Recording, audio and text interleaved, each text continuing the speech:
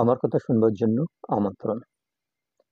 আমেরিকার টাইম ম্যাগাজিনকে এক সাক্ষাৎকার দিয়েছেন পলাতক স্বৈরাচারী হাসিনা পুত্র সজীব ওয়াজেদ জয়।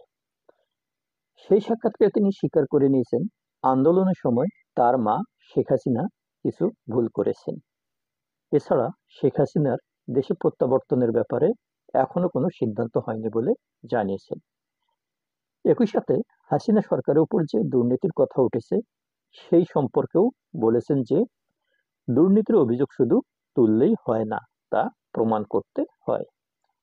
আরও অন্যান্য বিষয় নিয়েও কথা বলেছেন সজীব ওয়াজেদ জয়।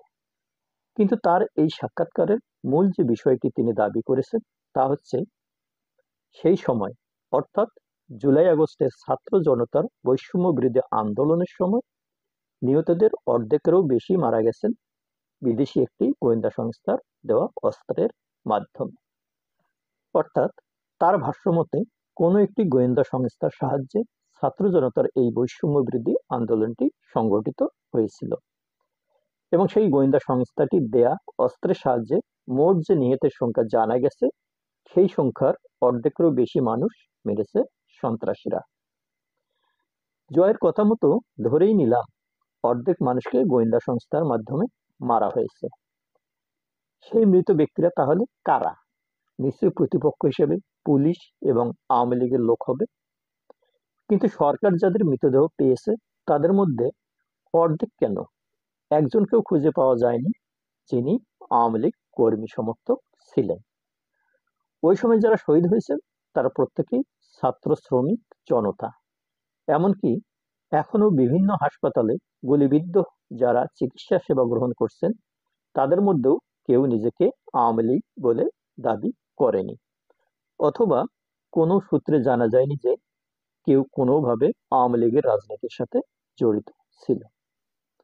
তারপরও তর্কের খাতিরে ধরে নিচ্ছি অর্ধেক মানুষকে সরকার মারেনি, কিন্তু বাকি অর্ধেক মানুষকে তাহলে কারা মারল? নিশ্চয়ই তখনকার সরকারের নির্দেশে রাষ্ট্রীয় বাহিনী মেরেছে। এখন এই বাকি অর্ধেক মানুষকে মারার অধিকার তার মা শেখ হাসিনা কিংবা হাসিনা সরকার কোথায় পেলেন? অথবা বিদেশি গোয়েন্দা সংস্থা অস্ত্র দিয়ে অর্ধেক মানুষ মারবার সুযোগ পেল কেন? তার সরকার অর্থাৎ হাসিনা সরকার তাহলে কি করলো? তখনকার সরকারের গোয়েন্দা বাহিনী তাহলে কি করলো?